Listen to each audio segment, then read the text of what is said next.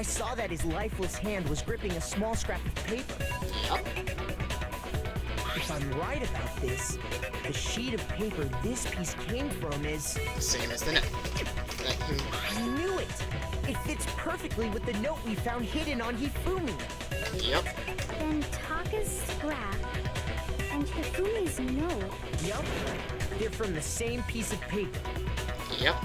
Hifumi had the note meant for Taka, while Taka's corpse still grasped a small piece of that note. There's only one way to explain it. Taka died clutching the note. Hifumi tried to free the note from its death grip, leaving behind only one small scrap. Did I get all that right? That means Hifumi knew the note was important. Yep. Exactly.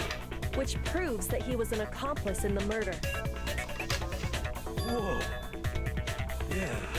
After seeing all this, Hifumi was super involved in this whole thing for sure. Oh, thanks, Dad. In fact, he was behind the whole thing. In fact, he's still alive. No, he Sorry, isn't. no.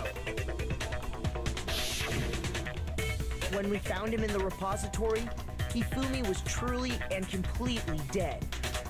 The second body discovery announcement proves that. So then, who killed Hifumi? Whoever did is the mastermind, the true killer. He was killed in the repository, so he must have been killed not long after transporting Taka's body. Yes.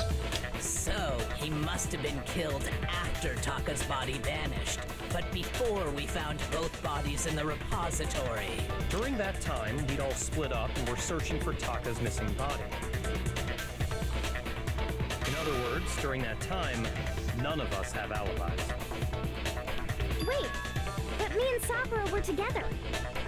Stop trying to steal the spotlight, you stupid walrus! Who are you calling a walrus? Anyway, when they were killed bothers me too. But there's something that's been bothering me even more. Why? And what might that be? The weapon they used to kill Hifumi. The weapon? Yeah, because I mean, according to the Monokuma file, the way Taka and Hifumi were killed was almost the same, with them having similar fractures and all. Wow, he's actually saying something really smart. But Justice Hammer 3 and 4 were still laying around in the nurse's office and equipment room, right? Wow. So if Hifumi was killed in the repository, the culprit would have had to grab one of the hammers, kill Hifumi, then put the hammer back where they found it. No, there was something we saw there that But set up. wouldn't that be seriously risky for him? I'm surprised. It seems there's some semblance of a brain knocking around that skull of yours after all. Hell yeah, it's packed in there good and tight. He's right, though. I don't understand it either. I do. The Monokuma file makes it clear that they were killed using similar instruments. Yep, there's something there that shows that. But if the hammers were already laying around those other rooms... So the question is, how could the culprit have gotten their hands on either of the hammers? Personally, I haven't a clue. So which hammer was used to attack Celeste? Number 1 or number 2? Those were accounted for in other rooms too. And I don't think either one is big enough to kill someone. Then, Is it not possible they used a different weapon? I don't think it is possible. They were both killed with the same kind of thing, right? So then, what was used to kill Hifumi? I know. Weapon that was actually used to kill Hifumi. No picture and surrounding this case won't become figure out the truth. It was the hammer. There was the spare hammer that didn't have any of the painting on it. The spotless hammer. There you go. What was used to kill Hifumi? Was it Justice Hammer 3? Maybe Justice Hammer 4? I'm gonna listen to the whole conversation before I say anything. whatever it was, there's one thing we have to figure out. How was the culprit able to move around so freely with the weapon? how did nobody witness them carrying it? Sounds like a Justice Hammer 5 is about to make its appearance! Check out murdergear.com/hammertime for more info! Well, one thing seems pretty clear. The murder weapon had to be one of the... There it is. No, it's wrong. It's not one of the murder hammers. The murder weapon wasn't a justice hammer at all. No, it was something completely different. But, seriously? A different weapon? Specifically, a hammer from the repository. The killer could have easily used that to kill Hifumi. Now, all the hammers in the repository were covered in flecks of grit and debris. But for some reason, one of them had been scrubbed clean. And the reason it had been scrubbed clean was most likely because it was used to commit murder. If the hammer got covered in Hifumi's blood, of course they'd have to clean it off. I'd also like to point out that the repository has all kinds of hammers. Big ones, small ones, and even some flat mallet-like ones. I think whoever made the Justice Hammers used those as a basis for their design. If that's true, that would explain the Monokuma Files note about the wounds being similar. Yep. So Hifumi moved Taka's body to the repository, where someone then used a hammer to kill him. Whoever did that is the true killer. The one Hifumi was working with. And the one who betrayed him. Yes. Hold on a moment. I still think it's strange to assume someone was working together with him. The way the graduation rule works, there is no benefit to helping someone else carry out a murder. That's a good point. So the idea that anyone would work together like that is simply ludicrous. We talked about this, did we not? We did talk about there wouldn't be any reason for anyone working together. At least that's what we thought at first, but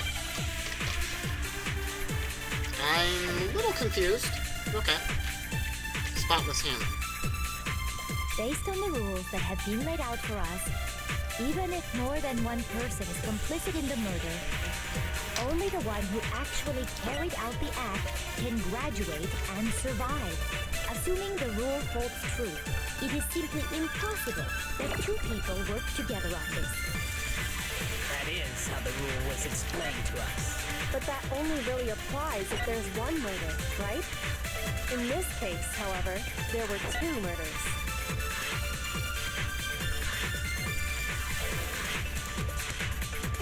Based on the rules that have been laid out for us, even if more than one person is complicit in the murder, only the one who actually carried out the act can graduate and survive. Assuming the rule holds true, it is simply impossible that two people work together on this. That is how the rule was explained to us. But that only really applies if there's one murder, right? In this case, however, there were two murders. Okay, so I think it's the opposite way. Based on the rules that have been laid out for us, even if more than one person is complicit in the murder, only the one who actually carried out the act can graduate and survive. Assuming the rule holds true, it is simply impossible that two people work together on this. That is how the rule was explained to us. But that only really applies if there's one murder, right? I'll try In something. this case, however, there were two murders. No. I think it's two murders. I think I know what it is now. Based on the rules that have been I laid wish I out could for speed us, this up. even if more than one person is complicit in the murder, only the one who actually carried out the act can graduate and survive.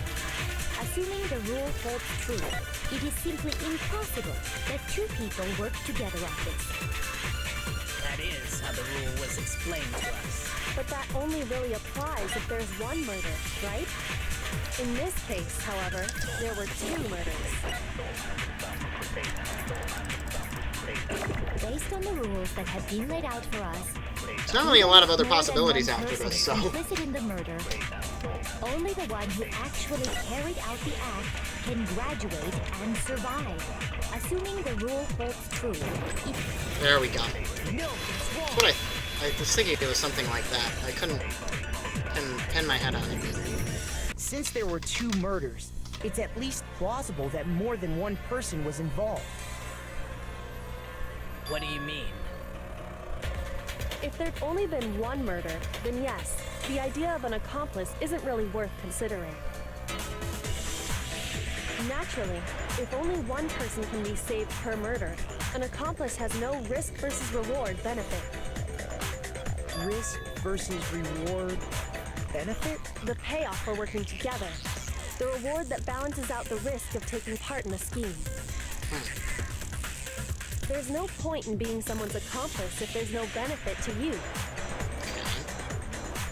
However, if there were some potential mutual reward for the risk, then cooperation So Hifumi becomes killed... possible. You're saying that 2 people could act as each other's accomplices to commit 2 separate murders. Yes.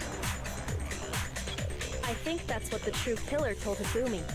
They would each have an accomplice for their crime. And based on the case's events, Hifumi would have been the first one to act, murdering Taka. They made him carry out the first murder so he couldn't back out of helping them later on. So in this case, there wasn't one single person committing multiple murders.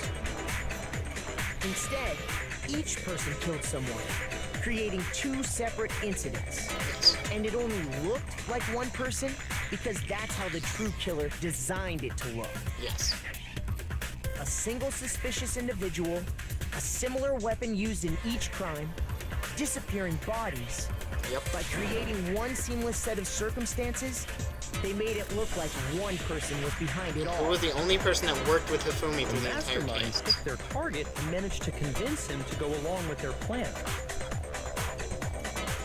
And then, to avoid the no accomplices rule, they simply killed their accomplice. Nope. Which, if true, means that betraying Hifumi was part of the plan from the very beginning. That's just awful! How could anyone be so cruel? You think so? I can't help but admire its cunning. Still, their choice of accomplice seems odd. The effort made me to convince us the 2 murders were the same. Characteristics. Kyoko must have noticed that fact from the very beginning, which is why she said not to look at the series of connected evidence, but entirely separate incidents. Kyoko really is amazing. When you think about it, she's almost too amazing. It's almost unnatural how good she is at this. I understand how an accomplice could be involved, but then who was the one pulling Hifumi's strings? That's problem numero uno right now! The true killers manipulate Hifumi to carry out a number of actions in the end murder him. Debates up till now, the way the case is unfolded, when you consider all that, there's really only one person who seems to fit. It's Celeste. It has to be Celeste. Here's my answer. It's her. It was Celeste. So I'm the suspicious individual now, am I? Yes. I really do hate this kind of joke. A joke? I wonder. So what you are saying, then, is that I specifically chose to work together with Hifumi. The idea that I would choose to spend any amount of time interacting with him, that I would go within 10 feet of that brain-fat, lazy, worthless goddamn idiot! Oh, Pardonnez-moi. Just to be clear, there is evidence to support it. yep, the picture. Is that so? It's the picture. It is. Throughout the investigation, there was certain behavior that was common only to the 2 of you. You were both attacked. Considering what we've learned so far, it only further proves that the 2 of you were working together. Yep. They only had in common to be for hidden and encountering a suspicious individual to scream.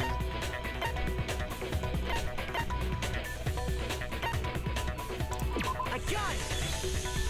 The behavior they had in common has to do with the suspicious individual in the suit, doesn't it? Yep. The only ones who ever actually saw Robo-Justice firsthand were Celeste and Hifumi. I was right from the Shush. beginning. The adults are talking now. Wow, what a dick.